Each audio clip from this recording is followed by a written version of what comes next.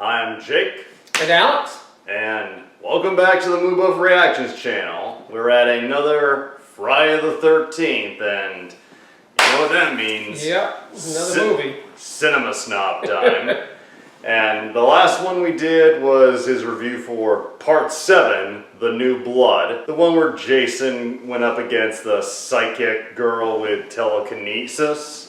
This one is another movie that shows they were struggling to come up with something new for the franchise. This is Part 8, Jason Takes Manhattan. Have you ever seen this one? I have not, no, but all very plausible. Yeah, this one takes Jason out of the camp and more or less makes him a fish out of water. Yep. Literally. And I've seen this. I've actually done my own review of it a few years ago, and honestly, I kind of enjoyed this one a lot, just because it has so many ridiculous but also kind of creative moments. Yeah, I think I remember that review. And it's just, I mean, it's just like they usually talk about how the Crusades kept getting worse as they went on, and that these movies are very similar to that. So, but this one may be an exception. Yeah, it's like a guilty pleasure. Yep. And without further ado, let's watch. Hey, you want to see a movie where Jason Voorhees takes on the mean streets of New York City? Well, maybe someday they'll make one. At first glance, Friday the 13th Part 8 may seem like a truly appealing entry into the series, if you like that kind of thing. I mean, look at this box cover. Jason is bigger than the New York skyline itself, and he's even crashing through an I Heart New York sign in this controversial poster.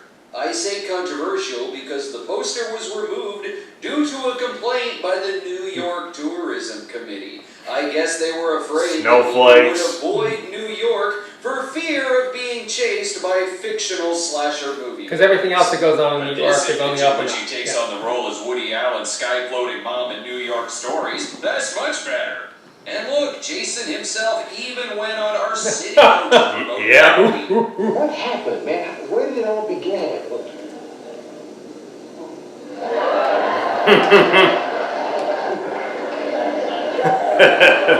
Ooh, awkward. I bet the black guy dies first. How could they possibly disappoint fans yearning to pay money to see Jason in the Big Apple? So let's see how they disappointed the fans.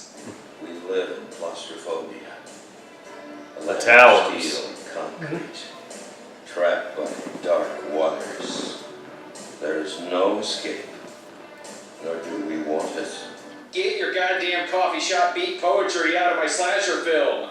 I sure hope my fellow coffee shop beat poets aren't watching this, because I am definitely plagiarizing what that guy just said. Is this foreshadowing? Is he going to be fighting Batman along the way? No. Makes sense. Their origins both involve dead mothers. We're doing away with the white text on black background credits this time out. We got Ninja Turtles who may show up. Let's hear this catchy tune.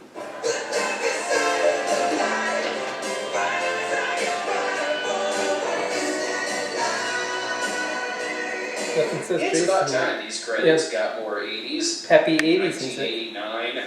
Get a good look at these settings, by the way. The dark alleys of New York, subways, late-night diners, the Statue of Liberty. Yeah, get a good look at them, because you won't see them again for another hour and 5 minutes. In a movie called Jason Takes Manhattan. The film mainly centers around a graduating high school class in Crystal Lake who are on board a cruise ship headed to New York. And guess where most of the action takes place? This is gonna be I didn't know Crystal Lake was connected to the Atlantic. New York radio stations.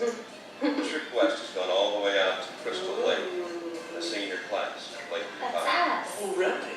And we wish them the best of luck and success when they come to visit our seductive city. I remember when I was in New York City. Weird. The DJ congratulating a New Jersey small town's graduation trip to New York. Oh wait, no I don't. I was probably drunk. But before we get to the sex, how about some dirty talk? Come on, Jimmy, something's bothering. Just they were right around that summer camp where all those murders took place. Oh, you mean the camp that's a stone's throw away from your houseboat and it's up and running? He's giving us the backstory on Jason, but he's telling it wrong. Why does the kid Jason have hair? And his girlfriend is the only one in Crystal Lake. How can no one know what's happened here? Yeah. Butchered half the town over a period of a decade. No way. According to the timeline, this should be taking place somewhere between about 1999 and 2002. He's been murdering people for decades. In case you forget, when we last saw Jason, he faced off against Carrie White, who resurrected her dead father to pull Jason under the docks. Wait, what? Why don't we keep her around? She can raise the dead. It won't matter if Jason kills anyone. Tina can make him rise back up out of the lake. But I guess a dock is too heavy for him to push off, so he's just taking a breather for a while. Why did this subdue him? They better have a good excuse for Jason coming back. Works for me. Thank you for Well giving done. us the truth about electricity. Move over, Mr. Wizard. But it's not too early in the movie for a good fake-out jump scare.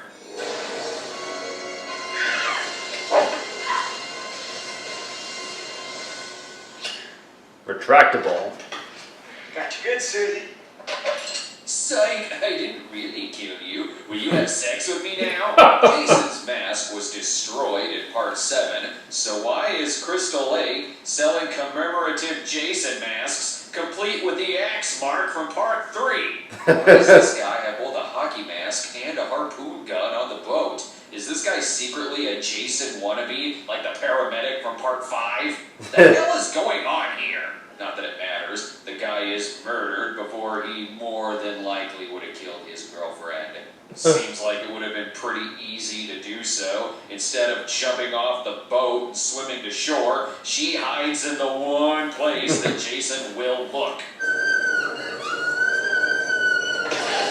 Kinda asking for it there. You're supposed to shoot that into the target, you lazy fuck. Now there's a whole boat full of horny teenagers, or about 5 or 6. The budget can't afford a whole graduating class. It can't even afford to film in a place that its title suggests. Our lead character is Rennie, who is such a good student, the teachers give her presents. Stephen King supposedly used it in high school. Great, so can we blame that pet for Dreamcatcher?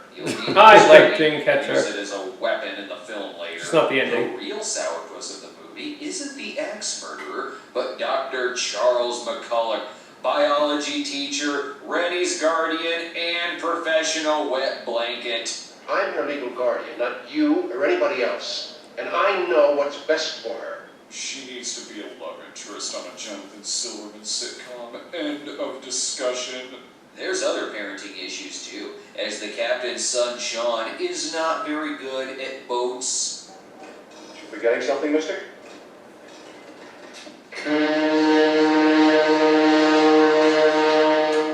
Send out the International Maritime Signal. You'll never hit an iceberg with this kind of incompetence, son. Jason was confused as to why a whaling ship appears to be being used as a cruise ship, and why Crystal Lake is apparently big enough to sail to New York City. That's the real twist. Crystal Lake is the Atlantic Ocean. Don't worry, they took along a crazy old man to tell them that they're doomed. This body just... Between this guy, Crazy Ralph, and Eyeball Guy for part 3, maybe people would actually listen to you old coots if you stopped being so weird. Everyone Maybe he's Ralph's cousin. Checking a lot of boxes Sean here. gives her a piece of Ghostbusters 2 memorabilia. He was going to get her a Young and the Restless autograph, but that's a second cruise gift. But Uncle Buzzkill soon comes along. What are you doing here? Ugh, no one told me you were also graduating. And no one told us that Joan Jett is also in their class. No. Our cameraman, Wayne, is a little distracted. He just got done being booted off of Letterman after almost kicking him in the face. Such great locations. I prefer all my cruise ships look like an abandoned house Bayless stumbled across. And what's these people's deal? They all seem troubled. Ernie, you're making a big mistake. It's not too late to put you back on shore. Then again, I wouldn't be able to. Yeah. Those soft, succulent lips. What the fuck, Uncle Touchy?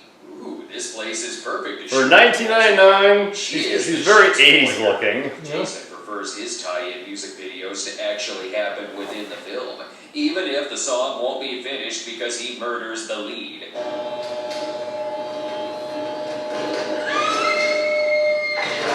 So much for the Pretenders. Death by guitar. I think the blood spurted before he even hit her. Those unfortunate pants are causing Jason to prefer looking at the near-naked dog.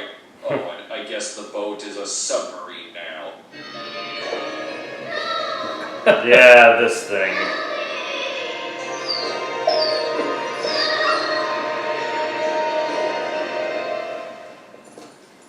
Tony! The dog is having the same visions she is? Can she daydream about New York so we can get there quicker?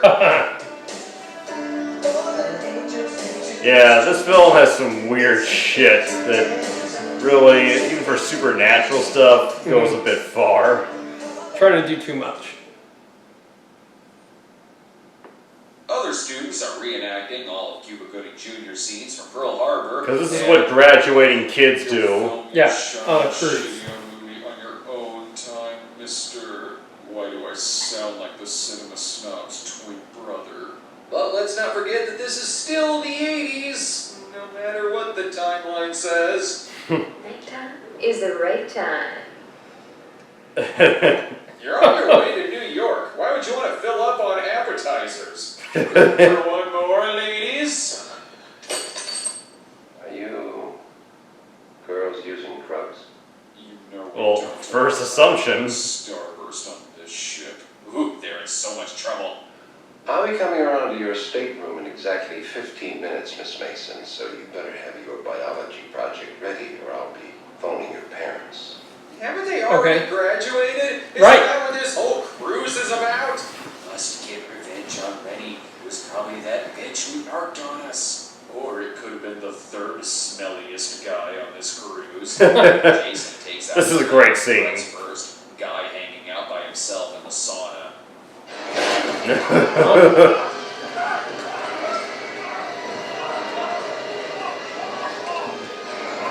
Brutal.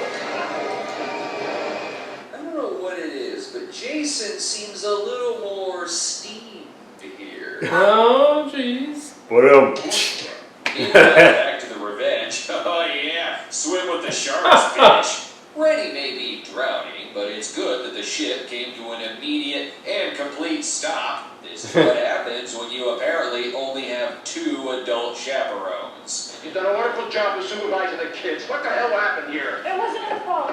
Here are those towels. I'm the only one who brings her towels on this ship. And have they been reminded of their imminent doom yet? Just come back, and you're all gonna die. You're on this ship too, idiot! So Rennie has been living with a crippling fear of water. She sees weird visions, and Evil Dead movies keep popping up in the mirrors. Yeah. Enough about that. How about that biology report? Oh. Wouldn't you like a glass of champagne first, Charles? 17, my ass! I'm watching this scene for a biology report, goddammit!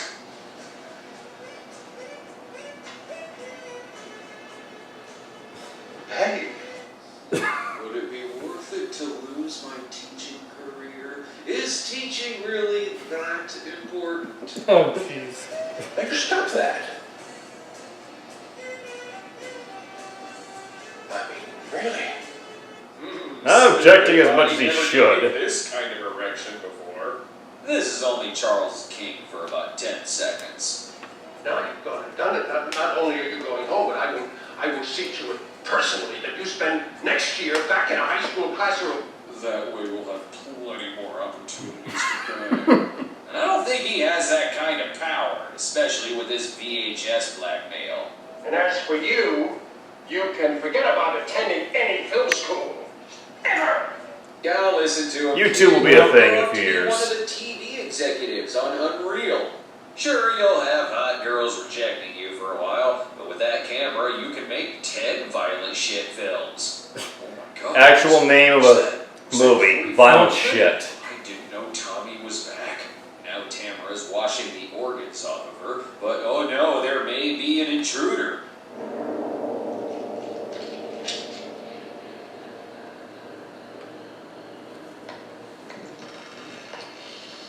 She unlocked the door. Hey, knock first, ass! By God, I think that's Freddy Krueger out there. Nope, Jack Torrance. It's just Jason on another one of his coke freakouts. Yeah, not sorry to see you go. So is nighttime still the right time? Thankfully, the captain is still okay. How old's your boy now, Carlson? 19 months. Tremendous age. Take some advice. Don't push him too hard. Well, you just signed your own death warrants.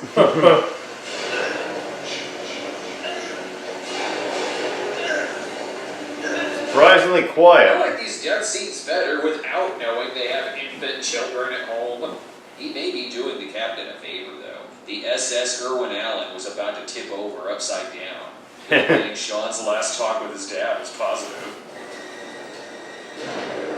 Oh, Jesus. Bet you wish you knew to blow the horn now, huh, ass? Let's talk about the real victims here, though. I demand to know what is going on. Sean, you interrupted me masturbating to Tamara's half Oh, God. Sorry about your father, though. Well, if only they were warned about this. You're all gonna die. Oh, You haven't said it. Once. He's come back for you. Last ones? Really? So the only teenagers left in Crystal Lake are the seniors graduating from the high school? I doubt that. Watch your I believe words, it. young man. What? It's one of the few sentences I had where I didn't curse. Ugh, gotta figure out some way to blame this on Sean. Rennie drops anger, but if they really wanted the boat to stop, she should have just jumped over again. Or listened to her always correct uncle. The Sean said that we needed to drop the anchors. I'm the one you should be listening to. It was Sean on an episode of Star Trek The Next Generation. Oh, jeez. Missy. Tamara's friend He Ian was. comes back and finds her filming an episode of Tamara's Never Seen Her 20s. Jason had better... Tamara Chambers, Doug's actress, has a show called Tamara's Never Seen. Jason has the amazing power of teleportation. This is why Kane Hodder is the definitive Jason after Betsy Palmer. He gains new powers and new body mass as the movies go along. Sure, you can complain about the series continuity, but he'll just strangle you over it. It's stunning he can do any of this with those black cloths covering his eye holes. The rest find an assortment of weapons, and it sucks to be the guy who went for the hammer before the last gun was taken. Not that it'll save Wayne, who loses his glasses, shoots a guy, and now has to see the world through the eyes of Wood Chipper Massacre. I'd be asking why he's filming this if it were a found footage movie. So you bet your ass I'm asking it when it isn't a found footage movie. See, his expensive camera just gets ruined anyway. Saddest death of the film. Ooh. Oh.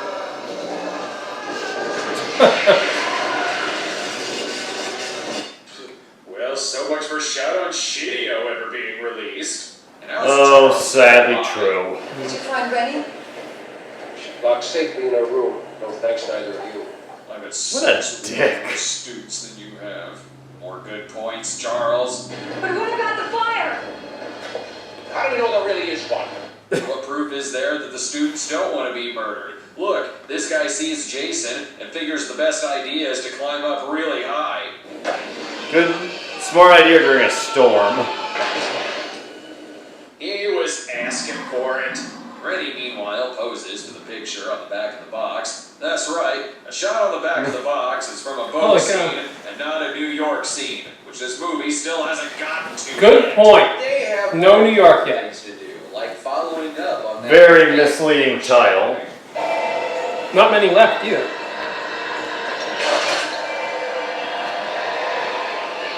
Now, how is Stephen King gonna write Nightmares and Dreamscapes? Mr. Deucin makes sure the nameless extras are safe. Yeah, they don't even have dialogue and pass. Perhaps something can be solved in the engine room.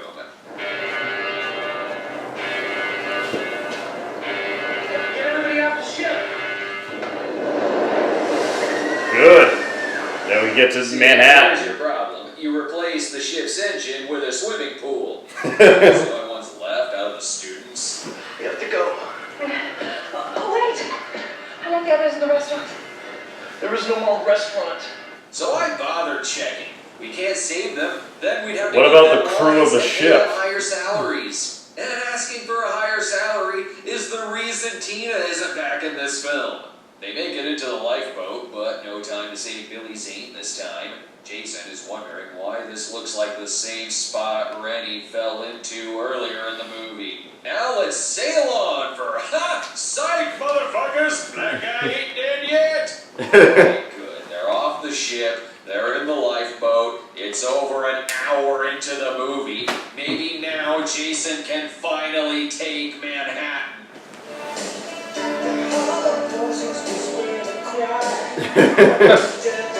Jail. For the love of Christ.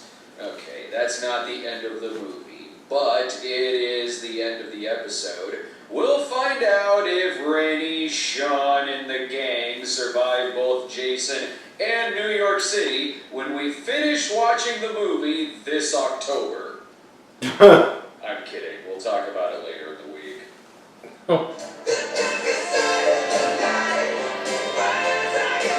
To be continued.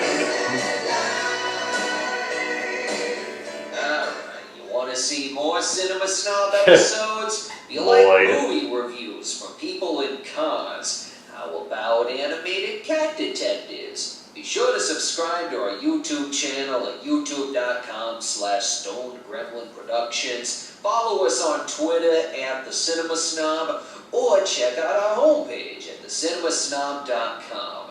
And you guessed correctly, I am a little drunk.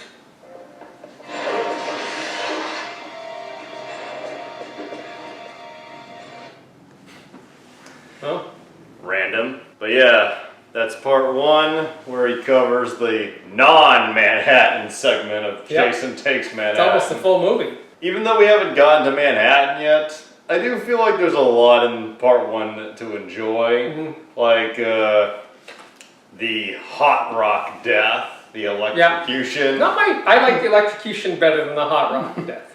and the guitar whack was funny. Yeah, but that was super early. And the A thing, lot of cringy scenes there too, though. well, it's expected from the 80s. Yeah. And the thing is, I think the cruise thing could have worked if it had been the whole movie, like if they had given it a different title. But Or if they had been in New York Harbor. They do cruises in New York Harbor. yeah, I don't know. but the reason we have the cruise and the Manhattan segments, there were originally 2 different scripts for this movie, Okay. and I'm not kidding, they combined them instead of just choosing one. It feels like that. And a big reason they did that was they didn't have the budget to shoot the entire thing in Manhattan, so they're like, okay, we'll do the ship first and then go to the Big Apple. It also feels low budget. Yeah. But overall, I said there's some enjoyable stuff there. I do have to ask again, when was Crystal Lake ever part of the ocean? Yeah. And also, yeah, I call bullshit on the Stephen King pen. Yeah, that was a stretch. Yeah. Yeah, It came in handy later for a one-liner. she's like, supposedly it belonged to Stephen King. I'm like, why not just say it's a nice pen? Don't need to sell it on lies. But yeah, that's part one. Part 2, Brad finally, in the film itself, finally gets to New York City, and then the film becomes just what you want it to be. Even though it's a little late, I do think it is worth the price. In case you need a refresher, I'd like to recap what you may have missed in the first hour of Friday the 13th, Part 8, Jason Takes Manhattan. Different Manhattan movie. Yeah. What the hell? These Jason movies got fucking ridiculous.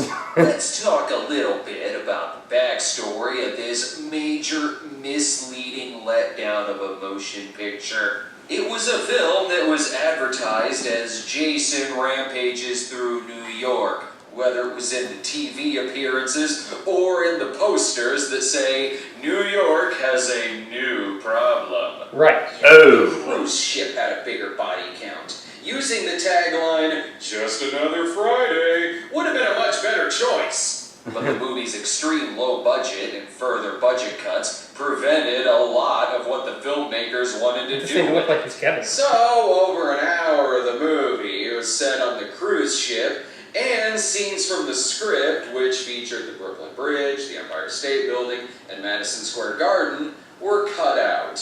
Pretty much anything that you would picture in your head for a movie called Jason Takes Manhattan is not anywhere close to being featured in the film.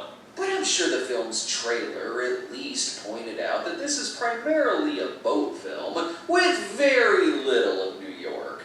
Nope, it doesn't. The entirety of the trailer is Jason staring at New York City, and then this shit happens.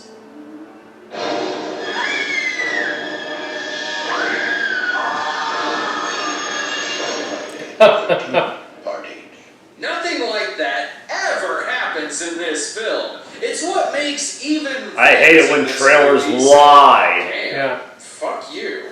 But we are now officially in the last act of the film, which means we are off of the cruise ship and we can finally get to New York City despite what little time we have left in the film. Got about 35 minutes. So random. Please, at this point, movie, you've earned a break. While they're hanging out in purgatory from St. Elsewhere, we can at least count on Charles to still be a dick. I hope you can find shore soon, Captain. Oh, throw him over. Down out here. When you're done playing with your Game Boy, Sean, I would like to use it as bait to catch me a smallmouth bass. You can tell they've been stranded out at sea for hours because they all look fine. Okay, 80-minute now. We can't have him look non-sexy. New York City. It eventually has to happen. Oh my God, movie! Wake up, you padded piece of shit! Wake up. There it is. Damn, we're in New York. You did it, man, you did it. We are in New York City. Wow, they're looking at second unit footage while they're sitting in a stage pool. That's right, even though the characters have finally made it, I'm still gonna complain.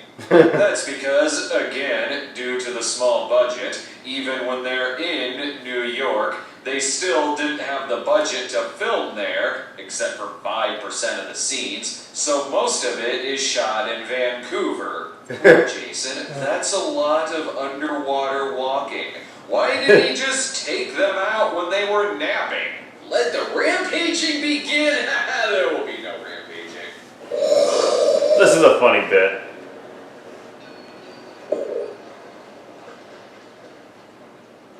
Yeah. Stop being funny, Part 8. Only Part 6 is allowed to be funny. You could tell me that this was filmed in Twin Peaks, and I'd have believed it, but oh no, there's muggers, so I guess that means that's New York. Her necklace gets Ethnically taken diverse because muggers. It's hard to find a Statue of Liberty necklace in New York. Rennie is kidnapped, and I bet you all wish you stayed on that sinking ship now, huh? Well, I guess in a way they kinda are. Calm down, will you? You heard what he said. They'll kill her. We have to find the police.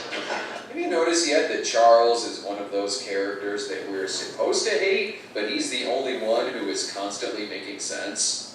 The son said that we needed to drop the anchors. I'm the one you should be listening to. Do you think dropping an anchor in the middle of a storm makes any sense whatsoever? Yeah, why am I supposed to hate him again? And why Is the he an fuck asshole? isn't someone here to tell them that they're doomed?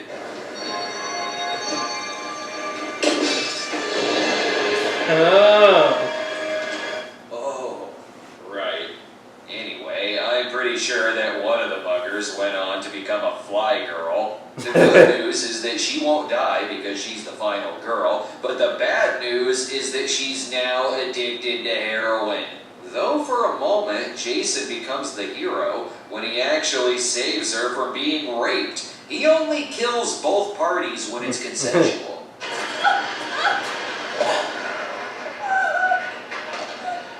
Who the fuck are you? He's gonna kill this guy for asking stupid questions. It's clearly the hockey player from the billboard. Oh. You know that guy could be fine. You better double tap him, Jason. With this city being so big, I doubt Jason will find any of them. Huh. I guess New York is pretty small if you never leave the same block. I gotta hand it to Julius though. Despite what we all know is gonna happen here, he is one character in a Friday the 13th movie who says, fuck it, I know I'm going out, so I'm gonna go out swinging. And once about a minute's worth of punching the shit out of Jason goes by, this happens. Oh. Knocked his head right off.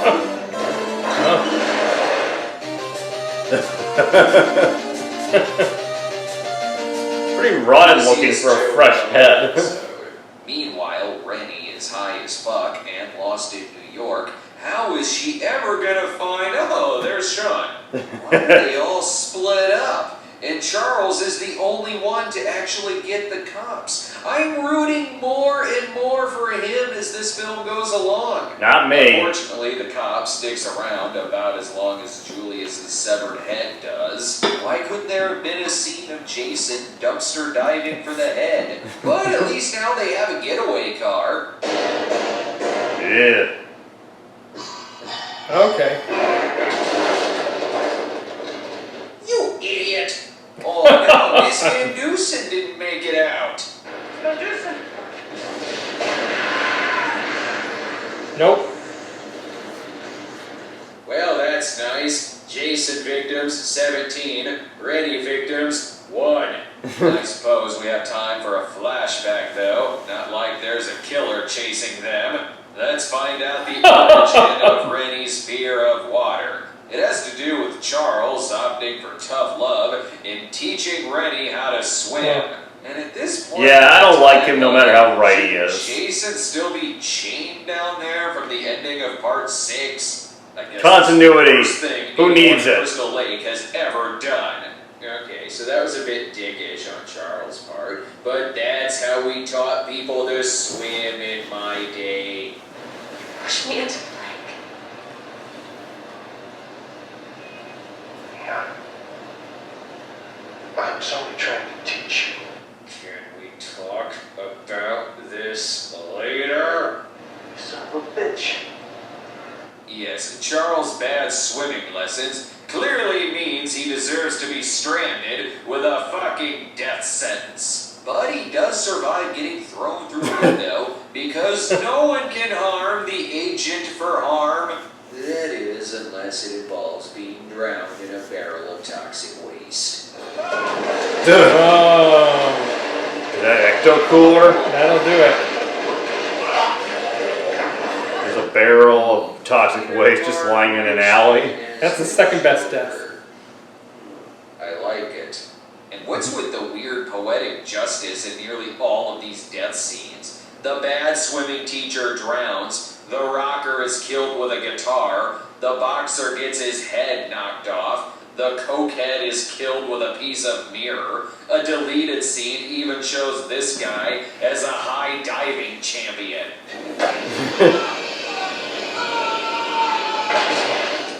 Here's 6 out of 10. How dare this movie put thought into its death scenes? The deaths do get pretty creative in this. Yeah. Some of them far-fetched, but... The head knockoff is amazing. Again, guys, deranged killer chasing you.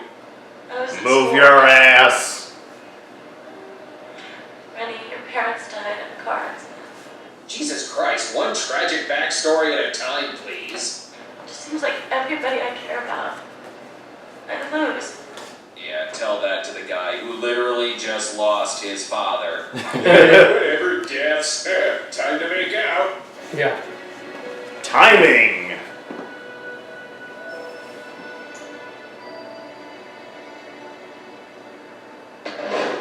Cut that shit out. Ooh, they're now in the subway. There's lots of people. Best part of the film. This could be a scene where Jason is just hacking away at people left and right, but nope, he just walks right past them.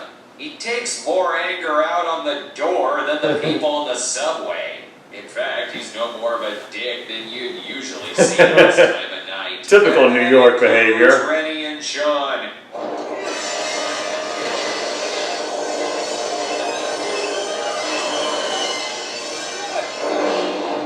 That's a good way to piss off a Jason, and you're making people late for work. See, even the subway car would rather be watching part 6. Jason We can lives. see him fight the Cloverfield parasites. Or electrocution. Well, You've not seen any of these movies? Electricity is what makes it stronger.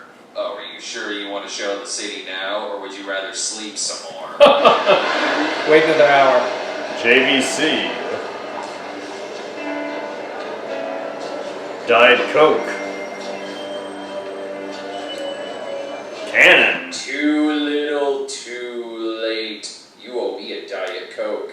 Well, now they clarify that Jason taking Manhattan simply means he just kind of stands there and looks around a bit. I think this scene is mainly here so that they can show this clip on talk shows to promote and misrepresent the movie. No, man, it's cool. It's cool, man. It's cool. Admittedly, it is the best clip of the movie. And if all of these locations and characters look familiar, it's because the opening credit sequence already showed you every single one of the locations they use for the New York scenes. But what it doesn't show you is that the cook in the diner is played by Ken Kersinger, who would later go on to play Jason in Freddy vs. Jason. That's right, we got Jason vs. Jason. Wow.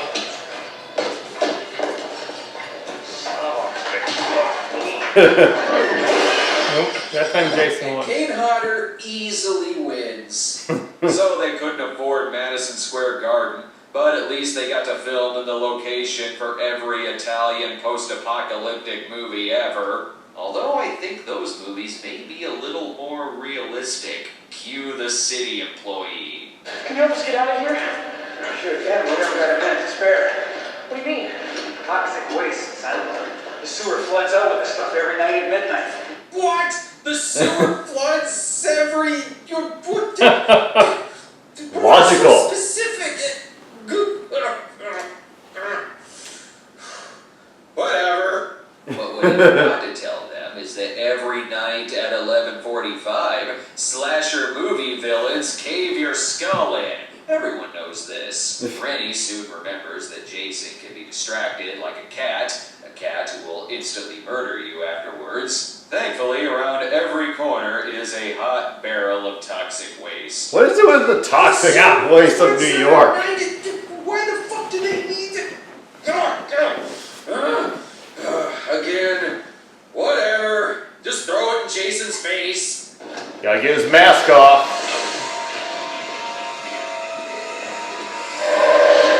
Ugh. Now I feel sorry for him. He has kind eyes in this Yeah. movie. So a pen to the eye didn't hurt him, an axe to the head, multiple bullet wounds, They're the etc. Goonies. But his real kryptonite is the ooze. Oh yeah, and the flood of toxic waste to wash away the chuds.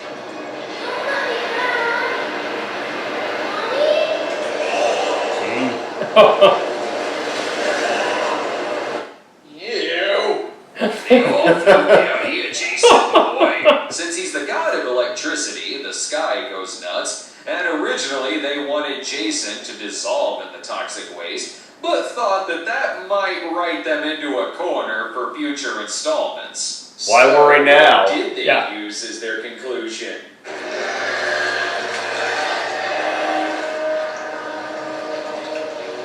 He's a kid! Oh my gosh. I don't get it. Oh, that makes sense. He's back to being a child now, as if he's the slasher movie version of Joshua Baskin. The hell kind of sense does that make? How does that not write you into a corner? Doesn't matter. Now Rennie and Sean Oh can my. finally go see Black and Blue. Hey, there's a statue here that's 22 stories tall. Everyone you know is dead. And the dog returns after probably hanging out with Muffin for part 2. And someone better get that kid out of the sewer before it floods again. And that's my theory about how Jason Voorhees caused 9/11. Can I have a radio show now? Friday the 13th Part 8 became the last of the Paramount-produced Friday the 13th films before selling the series to New Line Cinema. Aw man, but they finally got pantyhose that fit, at last! Paramount would later have a hand in the 2009 remake.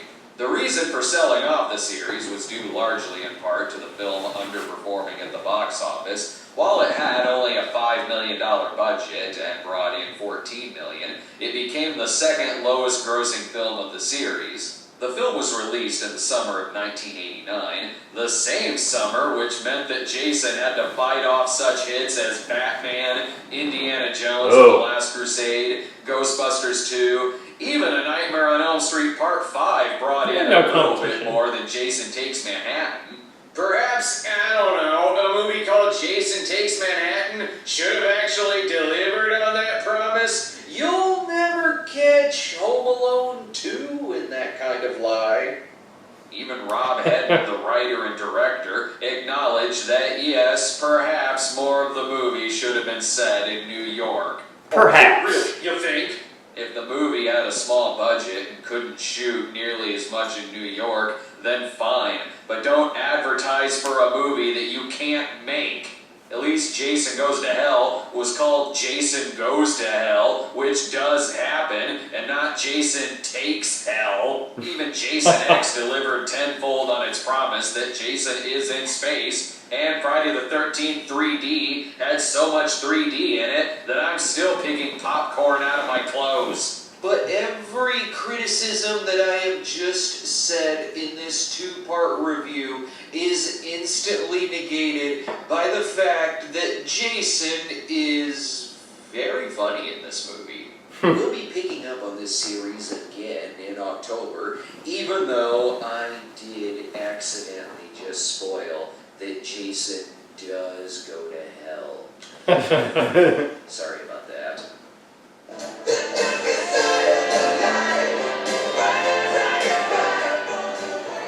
It's a nice song. Yeah, it's very 80s. You want to see more Cinema Snob episodes? You like movies? The reason for the cat is, at the time he was doing these reviews, Brad had an actual animated series based on his cat Lloyd, Okay. voiced by Brad himself. Follow us on Twitter. It was kind of fun, but they could only afford to do like 5 episodes. Yeah. Guessed correctly, I am a little drunk. You don't understand. There is a maniac trying to kill us. Welcome to New York. Ba-dum. So, That was Jason Takes Manhattan. Of the Fridays we've seen so far, how does it look? That's probably one of the worst. I mean, maybe if it had been called something else, but it just felt like it was just going through the motions for a good part of this movie. There were some decent little bits here and there, but overall, like, the continuity's huge, right? Yeah. From a huge fan of continuity, I mean, that's your flaw number one. And then number two is just like, I just don't get it. I don't get it. Yeah. Oh, well. The main thing I didn't get was the little boy thing, like turning back to a child. Yeah, that made absolutely no sense. Or just the toxic sludge coming through at midnight anyway. Yeah, like, is that a thing New York does? Also, I don't care how right he is in those couple of scenes. The Charles, the teacher character. Completely unlikable. Yeah, I'm like, I don't have a drip of sympathy when he goes in the barrel. You wish that he had been put in a barrel sooner. I will say, the head knocking off death is, like, it's the most famous death of the movie. Yeah, that's alright. It just, he's like, okay, now you're done hitting me. BAM! I still like the electrocution better, and I don't know, that's just... I do. I mean, it's iconic, I guess. It's almost comedic in part. The sludge in a barrel was a good death. I love the train sequence, just like how he shoves that girl, like, out my way, bitch. Mm-hmm. And the diner scene where he throws the future Jason into the mirror. Yes, that was good. That was good. Kane Hodder, that bit where Jason sees the flood coming and he just throws up in fear. Guess how they did that effect? I don't know. A tube? Kane Hodder apparently chugged 2 liters of water, and then So it was real vomit. and he made himself throw up on Oh command. my gosh. You can't say the guy isn't dedicated. That's like method right there. Like, this is a guy who would, for one movie, actually ate live maggots. Ugh. No thank you. But yeah, Brad, this was the second, third episodes of 2017, and this was the first time I'd seen him do this for a movie, like divide Split it in half, yeah. I like that, because it really is almost like 2 different movies. Yeah, I mean, the second part of the movie isn't as bad, I think, as the first part. Yeah. Or the first part's not as bad if it's not entitled Takes Manhattan, right? Yeah, the misleading title is what hurts it so much. Yeah. I really like Brad. He brings his usual good quips, and his frustration as they approach Manhattan is so well done. I like how he breaks down all the different characters and their motives, and like keep going back to the Doom guy, you know, you're all gonna die, you know, pointing out things like that. Last thing I'll say about the movie is that scene where Jason is in Times Square and he kicks. Brett didn't show the clip here, I think, in its entirety, but he goes up and he kicks the street gang's boombox in the air. Oh, yeah. And they're like, "You're dead meat, man." He lifts up his mask and they're like, "Never mind." Yeah. That's funny, although I will say, it seems a little out of character for Jason. Right. He didn't let many people go. So. Yeah, like he usually never warns people. Right. And apparently, according to what I read, when he comes out of the water, Jason was supposed to see a dog barking at him and then just kick it. Oh, that wouldn't have gone over well. But Kane Hodder refused to do it, saying, Jason's a lot of things, but he's not bad enough to kick a dog. In Vancouver, mind you. Yeah. However, I'm guessing he forgot about part 2, where it's implied that he ate a dog. So, I don't know. Continuity. It seems forgotten by this point. Like, they've just done way too many of these. Nobody can stay focused. I mean, that cruise ship scene, it's just like, did you even try? There's like 5 people on board, you know? It doesn't even feel real. You've probably been around a graduating class here and there. Yeah. You know, there's like dozens. Yes. Not just like 5 and 2 teachers. Maybe it's a private school. Maybe it's And I don't think there's a bed either on these cruise ships where that other scene, the blackmail scene, could have happened with Mr. Creeper. Like, it's just so far-fetched, but... Either way, there's a lot of mayhem going on, and I know the misleading title is a real shitty thing, but I still enjoy this. It's got a lot of creativeness at times, so if you like it, you like it. If you don't, you don't. Either way, you get Jason fucking people up as he does. It really is, I think, best reserved for like super fans of Friday the 13th. This is not one you'd start with, for sure. You need to work your way into it. Because there are, like you said, those nuggets here and there that are worth watching, but overall, this is not where you start if you want to get into this franchise. For me, the worst is still number 5, and thank you for joining me. We will see you again soon, and we will be going to number 9, the one where Jason goes to hell next. Yeah, plenty more entries in the franchise and plenty more Friday the 13th.